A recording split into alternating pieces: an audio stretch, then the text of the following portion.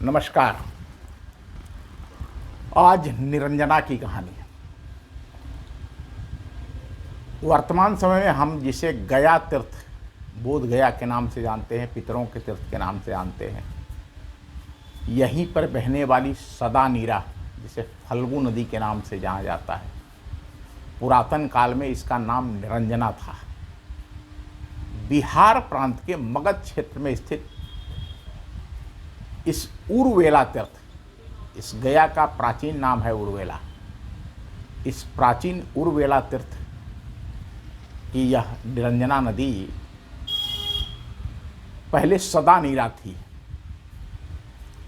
महाभारत महाकाव्य, जिसके एक खंड को श्रीमद् भगवद गीता के रूप में संपूर्ण विश्व में प्रतिष्ठा प्राप्त है, इसके रचयिता मत्स्यगंधा और पराशर पुत्र वेद व्यास जी से लेकर जटिल मुनि काश्यप, हठी दिगंबर काश्यप, अघोरी काश्यप, तीनों महाकाश्यपों के हजारों साधक इसी निरंजना के दोनों तटों पर कुटिया छप्पर डालकर साधना करते थे।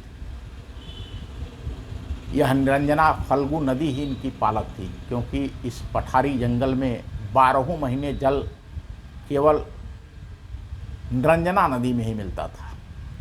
गर्मी के जेठ में भी फल्गु की रेत को थोड़ा सा हटाकर गड्ढा बनाने पर स्निग्ध जल मिल जाता था। यहाँ अद्भुत दृश्य देखने को मिलता था। इसके दोनों तटों पर बहुत से तपस्वी तप किया करते थे। कोई अग्निहोत्र कर रहा है, कोई एक पैर पर खड़े होकर के तपस्या कर रहा है, कोई कांटों पर सोकर तपस्या कर रहा है, कोई आकंठ जल में खड़े होकर तपस्या कर रहा है, कोई पंचाग्नि तापते हुए तप कर रहा है, तो कोई दंग धड़ंग मुर्दे की खोपड़ी लिए विभत्स क्रियाएं कर रहा है। जटिल कश्यप के शिष्यों की जटाओं को फल्गु के रेत में फैलाकर तपस्या करते हुए देखा जा सकता था। इनमें से ज़्यादातर वनों के फल पशुओं पर निर्वाह करते थे। यह ज़्यादातर लोग यहाँ के वनों के फलों और पशुओं पर ही निर्वाह करते थे।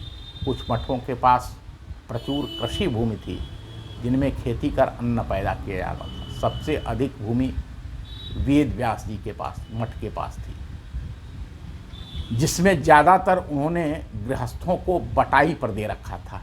मठ के साधकों के लिए मात्र 200 बीघा जमीन रखी गई थी, जिसमें आश्रम के आचार्य और बटुक खेती करते थे। सूखा, बाढ़, अकाल के समय प्रजा मगध साम्राज्य से अधिक इस मठ से सहायता प्राप्त करती थी। मैं फल्गु नदी की जिस गाथा को लिखने के लिए आपके बीच हूँ, उसे बताता हूँ। पहले 12 महीने जड़ जीव जंगम स्थावर को जल देने वाली फल्गु आज बरसाती नदी बनकर रह गई है, और इससे मिलने वाला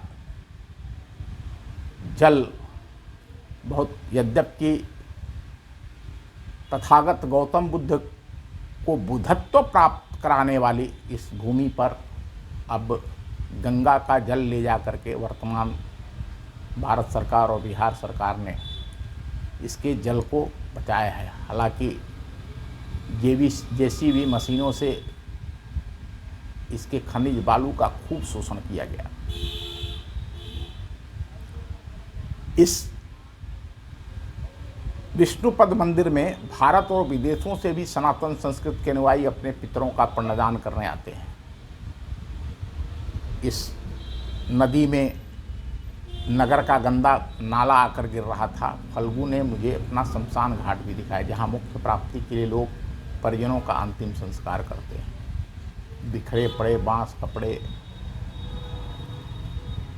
सबसे दुखद पहलू यह है कि इस तीर्थ कि इस निरंजना नदी के प्रवाह पथ में बिल्डरों ने कंक्रीट की अट्टालिकाओं को खड़ा करना शुरू कर दिया है।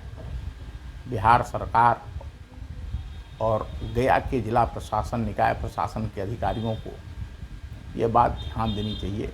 हमारे पूर्वजों को तारने वाली निरंजना को नष्ट करके हम जीवित नहीं रह सकते। गया तीर्थ में पिंडदान करने वाले करोड़ों लोग आते हैं। अगर हम सभी मिलकर के इस बात को ध्यान में रखें कि वैदिक काल से और बौद्ध काल तक जिस नदी की मुक्ति और भुक्ति में तथागत गौतम बुद्ध को अरहत बनाने वाली पवित्र नदी को कैसे हम स्वच्छ रख सकते हैं, इसे सदा नीरा रख सकते हैं, इसके लिए थोड़ी थोड़ी सबको जिम्मेदारी उठानी होगी। धन्यवाद, नमस्कार।